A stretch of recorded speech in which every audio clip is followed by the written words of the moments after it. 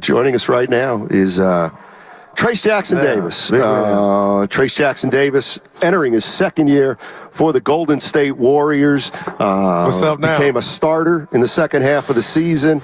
And welcome, Trayce. Yes, appreciate you joining us, Thank man. you for Trayce having with me. the fresh cut. Absolutely. Yeah, Had to. baby. All right, I'll start there. How do you even know he got a haircut? Because I watch him every missing? day. He got a little shorter. You looking sharp. Just a little bit, just a little bit. Yeah. All right. Here's where I want to start, because it's been about 2.5 months to 3 months since the end of your season. Like, what? Can you tell me your entire summer routine? Like, what have you been doing for the last 3 months? What are you going to be doing for the next month? When do you take any time off? How much of it is playing? How much of it is lifting? How much of it is all of it? From the season end, we had about a week, 2 off, and then after that, me, BP, a couple of the younger guys, a couple of the vets, all in the gym periodically. Well, the younger guys are in the gym basically every day, but the vets come and go as they please. But yeah, it's been just a grind, lifting Monday through Friday, working out, playing together, learning the system even more than we already do, and so I think it's been beneficial to us. So you've had a week or 2 off right after the season, but you've been working out through, the end of June. What's July hold for you? July, we got Summer League coming up here soon. And you'll be playing in that? Yeah, we'll be playing in that. Me and BP will play a few games there, and then after that, a little bit of time off, and then we hit things full circle, so. I got to give you credit on your rookie season, man. Not only did you stay ready, you took advantage of the opportunity. And I guess my question, Trayce, would be, what was your biggest takeaway from year one in the league? My biggest takeaway is just always staying ready. Just not knowing when your name's going to be called.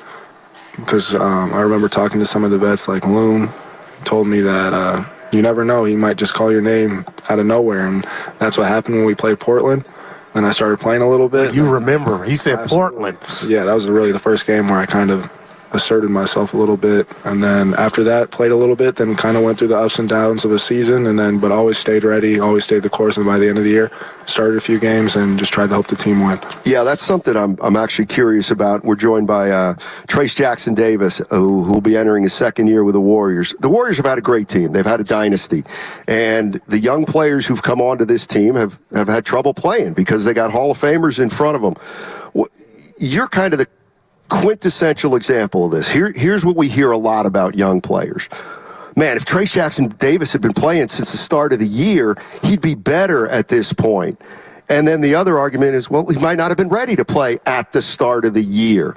You basically started to emerge the second part of the year. Yeah. Like, how did it go from not playing to playing? And did you think, I could have come in right away and played? As a player, yes, I think that I could have came in right away and played, but at the same time, I knew that there were going to be growing pains. There was going to be stuff that I had to do first, wait for the vets and stuff like that. I know Coach Kerr's old school, and he even came up to me early in the year. He said, you're going to get a chance. You just got to take advantage of it, and that's what happened. And so he called my name and just went up from there. Trayce, you probably don't remember this. We got the opportunity to chat with you right when you got drafted, and you talked about your background and how if you would have came out early, how COVID just basically threw a monkey wrench into the whole thing, and you might have got drafted higher. Is there any vindication that you have of your rookie season? Like, yeah, I went second round, but I shouldn't have went there, and I showed everybody what I could do. Yeah, it just shows just the growth that I've had throughout the years. My freshman year, it was COVID. I had a really, really good freshman year in college. And then my sophomore year, COVID again. And then Mike Woodson came in, so I took a year with him. And then my third year is when I got COVID during the draft. And so came back for my fourth year and put everything together and had a really dominant fourth year. And I feel like the things that I did in college would have translated to the league. I know my knock on me was not having a jump shot, but being on a team with some of the greatest shooters ever to touch the court, you can rely on your athletic ability, being a lob threat, passing the ball, getting them shots in open space and stuff of that nature, which I excelled at in college. You brought up Mike Woodson, and one of the things, and I just throw the line around too, when I talk about you, I said, well, he's a 4-year player at Indiana. He played for Mike Woodson, who was a coach in the league. And I actually don't know, but I make it sound like playing for a guy like Woodson was an advantage and got you ready for this level. Is that even true? I mean, now that you've been in the league for a year, can you look back at Mike Woodson and say, you know what, he did do a a better job of getting me prepared for the pros than maybe another coach would have. Oh, absolutely. Some of the coverages that we had in our schemes, the plays that we ran are similar or the same that Golden State runs. And so already having those defensive coverages, knowing what some of the calls are, translated right away, and then just applying it on the floor. Being in a new system, obviously they don't run the same exact system, but knowing the different tendencies that both the coaches use was huge. So you got a nice frame, 6'9", and you're banging with the bigs. Have there been nights, Trayce, after the game you're driving home like, man, me going up against some, I didn't see this in college. Walk us through that, and how do you work on that if you have to? The crazy thing is I kind of was ready for it because in college, my freshman year, I played the 4 and guarded 4s, but from my sophomore year on, I was banging with dudes that were 300, 330, 320 pounds. Guys like Zach Edey, 7'4", 315 pounds, banging with him. So I was never not ready to bang with guys like that. Obviously the skill level and being that big like Joker and his frame, being able to do the stuff he does on a basketball court was a lot different. But from a standpoint of banging with guys and being able to hold my own, I felt like I did a pretty good job. Trayce Jackson-Davis joining us on 95.7 The Game. Warriors center, rookie last year, going to enter his second year this upcoming year. And what's the number one thing you're working on this summer? What's your highest priority in terms of improving your game? I think the biggest thing that I'm working on this summer is just being more versatile. Attacking more, being more offensive-minded, but at the same time, on the defensive end of the floor, being able to guard 1 through 5, being able to switch and help my guys out in that way, and then just continuing to do the things that I already do well and just keep working on those. Let me follow up on that real quick, because this past year, I don't remember you guarding a lot of 1 through 5. I might be mistaken, but now I'm looking back at the Warriors when they were in their heyday. And one thing Kevon Looney was very good at was keeping guards in front of him, even though he was 6'9". Is that something you think you can excel at? I think so. I think just with my length and athleticism, it's more about footwork and timing and just knowing where to be on the court, and that's something that I've been working on with the coaches, or I would say skill guys, throughout the summer. Trayce, I'm a family guy, so I asked my son, I told him we were having you on. I said, what do you want me to ask Trayce? He said, ask him where he keeps it. And that's what I'm going to do. Where do you keep it, Trayce? What am I keeping? The poster on Wemby. The poster right. Come on, man. That had to be one of the greatest dunks of your young career. It was definitely up there. It's crazy because people still send it to me and act like I haven't seen it before. But it is what it is. It was a good play, and he got me back. So, but it was crazy. But I told him if I had the chance to, I was going to try him. I told Loon that, and that's what happens. Wow. Was there any moment in your rookie year where you went from, wow, did you go from just playing the game at that level to, well, now I'm playing to win a game. I'm actually playing how to help us win. Was there a moment where you stopped worrying about your own game and started thinking about what can I best do to make our team better? I think that's just how I've always played, and I think that's something that I learned in my junior and senior year with Mike Woodson, especially my senior year, just trying to be able to help do whatever it takes to help my team win, whether it be rebound, blocking shots, passing to open guys, anything that I can do to help the team win. I feel like coming in this year, not knowing the certainty and then kind of establishing myself, I feel like against the Trailblazers, and then we played Boston the next game, was really just being a plus guy on the team and just doing whatever I could to help. Trayce, I'll tell anybody that'll listen, it was hell from a fan perspective of not having you guys in the playoffs. Did you follow the offs, and how did you feel knowing, we played those teams, we faced them? Was that a bitter pill to swallow, knowing that you had some other stuff go on and you guys didn't make it? Yeah, obviously that's the number one goal, and then with what Coach Kerr always said to us was, with the guys we have on the team, they've been here before, they've done it before, so just relying on them. And so all we had to do was get in. Obviously, we fell short by one game, but at the end of the day, we have a squad, and we ended the year. Raymond was signed like 27 and 10, 27 and 12. Yeah, and he told us. So we definitely have the pieces, and we had them this year. We just had to connect the dots, and we kind of got to it too late. And so just coming back next year full force and being ready to go. So Raymond's always got some real positive numbers, and 27 and 10 over the last 37, 27 and 12. Unfortunately, I've got a set of numbers. You guys were 5 and 21 against the best teams in the Western Conference.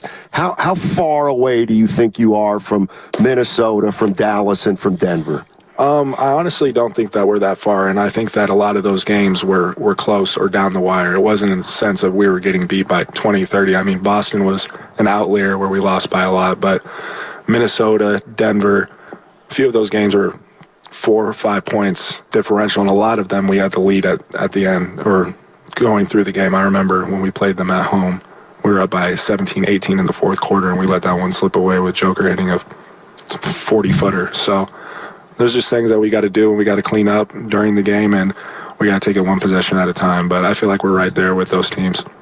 I want to ask you about your teammate, Draymond Green. Mm-hmm. What is it like policing the paint? Because I think he's one of a kind. Absolutely. And, I call him the junkyard dog, but just the stuff that he uses and the emotion, to play defense and cause havoc out there. What have you learned from him? Oh, I feed off his energy. He helps me out on the court. He talks to me. He tells me what he wants me to do on the defensive end of the floor. And obviously being a rookie and having him as a guide is huge. All the vets, him and Looney, honestly, both were huge helps to me. But Draymond, just being on the court at the same time with him, terrorizing offensive players, is great. Klay Thompson, obviously you played with him 1 year, and there's some uncertainty about Klay Thompson. What kind of a teammate was he to you? What's your relationship with him? And I mean, I know your dad played in the NBA, but there's a business aspect that I'm sure you're aware of. But Klay Thompson, how was he last year, and how'd you get along with him, and did he help you adjust? He was great. I feel like me and him built a great synergy on the court. We played really well together. But at the same time, it is a business. But I loved having Klay as a teammate, and I'm eager to see what he decides because obviously we want him here. I think everyone in the Bay wants him here. He's a Golden State Warrior, so hopefully we can get that worked out. But at the same time, it's a business, and he's going to do what's best for him. That is true. I actually didn't put 2 and 2 together that you and he did have some connection on the court. Like, when did that start to form, and then when did it manifest itself actually in games? Well, I don't think people understand just how good he is. And the reason why I'm getting wide open dunks is because they're putting 2 on the ball almost every time, because if he gets just a little bit of space, he's going to hit an open shot. And so a lot of the dunks that I had were because of him. And so, obviously you like playing with him just because of that. You get easy dunks or he's going to get a wide open shot. So what's the next step for you? Like you just said, you're running a pick and roll with Klay Thompson. He's going to have 2 bodies on him.